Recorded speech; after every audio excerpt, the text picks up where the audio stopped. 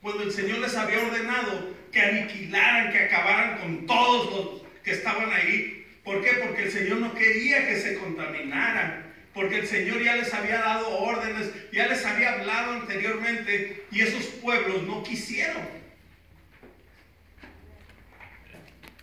Pero lejos de decir, bueno, los vamos a dejar vivos, y dijeron, los vamos a dejar vivos y van a ser nuestros siervos. Vamos a tener sirvientes. El Señor no los mandó a que tuvieran siervos. El Señor los mandó a que poseyeran la tierra, que la trabajaran, que se multiplicaran, que hicieran una gran nación, una nación santa, una nación que alabara al Señor, que lo buscara con todas sus ganas, con todas sus fuerzas, con todo su corazón. Como dice el pastor, aunque no digan amén.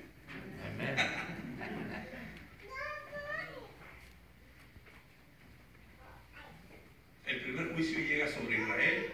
Llegan los asirios, se los llevan a otras naciones, y a fuerzas empiezan a agarrar a las mujeres y se casan con ellos, y empezaron a llevar gente de otros lugares y los empezaron a establecer en las tierras que eran de Israel, para acabar, para borrar con ese pueblo. Judá se mantenía, ahí estaba, quieto, no pasa nada. Estaban esperando, estaban confiados de que eran los hijos del Dios Todopoderoso, pero seguían haciendo lo malo. Seguían teniendo idolatría a escondiditas. Ponían unos troncos huecos en sus tierras, y era una forma de idolatría, porque confiaban en los dioses, en los Baales, en los señores de la fertilidad. Creían que porque tenían eso ahí en sus tierras iban a producir. Dejaron de guardar los días, los años que el Señor les decía que tenían que guardar. ¿Por qué? Porque podían sembrar la tierra 6 años y 1 año la dejarían descansar. Y dejaron de hacerlo también. Dejaron de hacer las fiestas que el Señor les había ordenado, y dejaron de observar las cosas que tenían que observar. Por decir, en este fin de semana, aquí en Estados Unidos se está observando lo que es Memorial Day. Es un tiempo de recordar, de reflexionar, de pensar en todos los que cayeron defendiendo a este país, ¿verdad? Lo mismo hizo el Señor cuando les dijo, hagan una fiesta, la fiesta de los tabernáculos, para que recuerden cuando yo los saqué de Egipto, para que recuerden que estuvieron 40 años en el desierto, donde no les hizo falta el pan, donde no les hizo falta el calzado, donde no les hizo falta el agua. Y cuando quisieron carne, yo les di carne, y cuando quisieron sombra, yo les di sombra. Y todo se resolvió. Qué pueblo tan duro, ¿verdad? Tan rebelde. Nosotros no somos así, ¿verdad? Qué bueno. Qué bueno que no somos así. Muchos han de pensar, ¿y para qué? ¿Para qué? ¿Para qué recordar esas historias? ¿Para qué aprender eso?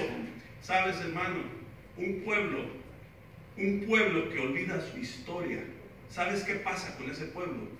Un pueblo que olvida su historia está condenado a repetirlo.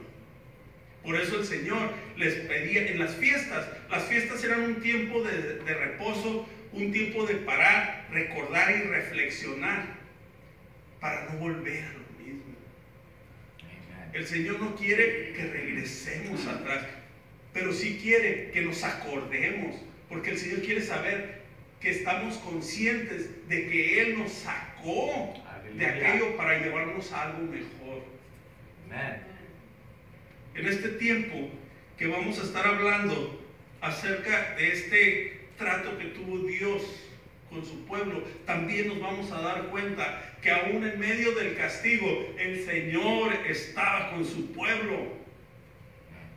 Porque cuando tú estás pasando por una situación, cuando tú estás pasando por un tiempo difícil, que es algo insoportable a veces, el Señor está contigo. Siempre está contigo.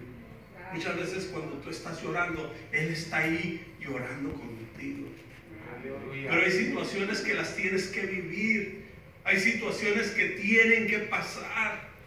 El pueblo de Dios tiene que aprender que cada situación es para hacerte más fuerte, es para hacerte más grande, para que aprendas a confiar en Él, porque lo único que importa en esta vida es el Señor, el Todopoderoso. Amén. El regreso de la cautividad. Y el primer punto se llama la caída de Jerusalén. Ya estamos en 2 de Crónicas 36. Vamos a empezar, vamos a leer un poco.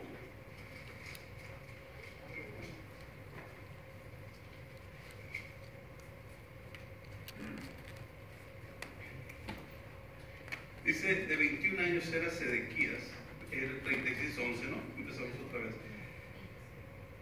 De 21 años era Sedequías cuando comenzó a reinar y 11 años reinó en Jerusalén. E hizo lo malo ante los ojos de Jehová y no se humilló delante del profeta Jeremías, que le hablaba de parte de Jehová.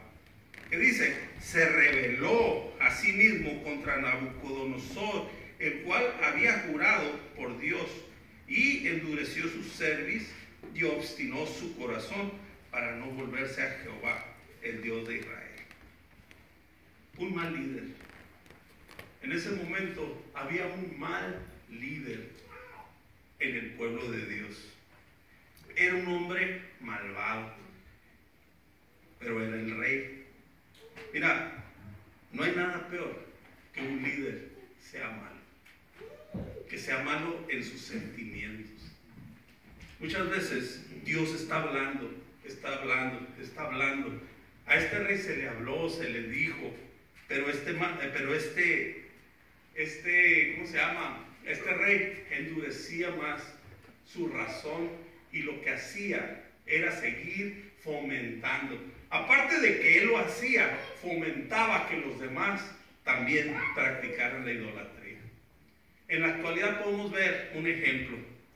Mientras estabas preparando este tema, me acordé de un país en la actualidad, Venezuela.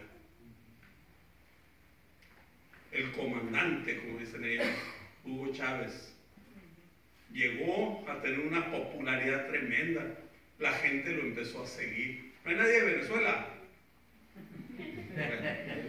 No va a ser que me saquen una pistola ahorita. Y si sacan la pistola, le voy a decir, y era tan buena gente, le voy a decir. Hugo Chávez agarró una popularidad tremenda. La gente lo quería muchísimo, el pueblo y todo. Pero en sus últimas declaraciones empezó a maldecir al pueblo de Dios. Empezó a maldecir a Israel. Y todavía decía, ni siquiera me atrevo a repetir lo que decía. Pero decía, cuando decía Israel, decía Israel, con aquel coraje. ¿Qué pasó con él primero? Le llegó un cáncer, le llegó una enfermedad tremenda que de repente, y todo el pueblo que lo seguía, todo el pueblo que le aplaudía mientras él maldecía al pueblo de Dios. ¿Qué está pasando con ese pueblo ahorita? Están siendo gobernados por un tirano, por un hombre que no piense nada más que en él mismo, por un hombre que está ahí religiéndose. Se fija, yo creo que todos vemos noticias en algún momento, y en esta elección presidencial mucha gente no fue a votar. ¿Para qué? ¿Para qué vamos a votar si en todo el mundo ya sabemos quién va a ser el presidente? Dijeron. Y ese pueblo, ¿qué está pasando con ese pueblo? Se está muriendo de hambre. ¿Sí me entienden? El trato de Dios llega tarde o temprano. La palabra de Dios dice, les dijo al pueblo de Dios, yo bendeciré a quien te bendiga, a quienes te bendiga. Y eso es algo que tiene Estados Unidos, que todo el tiempo ha estado bendiciendo a Israel. Cuando todo el mundo dice que Israel la regó y todo, Estados Unidos, no la regaste mucho, la regaste poquito, tú sigue. ¿Sí? Y la bendición de Dios está sobre Estados Unidos. Y podemos decir, pero si en Estados Unidos hay hasta iglesias satánicas donde se adora directamente a Satanás, ¿por qué está la bendición sobre Estados Unidos? Porque a pesar de toda la maldad que hay, todo el tiempo se ha buscado servir y proteger a Israel, el pueblo de Dios. Y ahí radica la bendición. Si tú ves la frontera, yo les digo, es increíble ver en el desierto, ahí a la altura más o menos de San Luis Río Colorado, está la barda, y del lado de Estados Unidos hay desierto, y del lado de México hay desierto. Es el mismo desierto, nomás lo divide una valla. Pero del lado de Estados Unidos se ve vegetación, se ve un desierto bonito.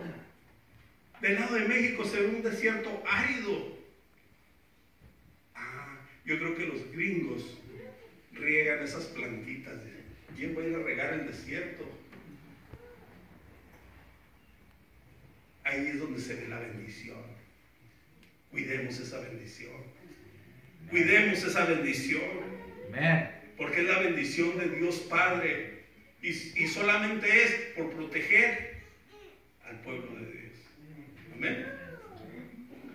El Señor levantó al emperador de ese tiempo, que era Nabucodonosor, rey del mundo, en ese momento, y se lleva cautivo al pueblo de Dios. Se llevaron, pero se llevaron nada más lo que servía, según ellos, ¿no?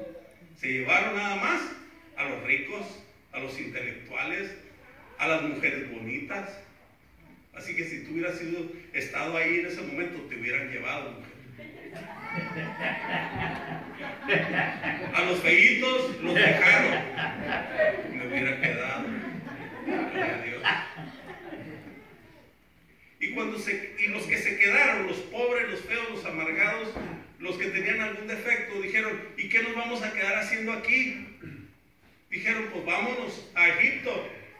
En esa gente que se fue a Egipto, que iba a Egipto, iba el profeta Jeremías, porque a él no lo quisieron llevar. Aunque lo querían llevar, dijeron, no, eres muy llorón, y luego dices puras cosas malas, y de pilón se cumple. Cuando un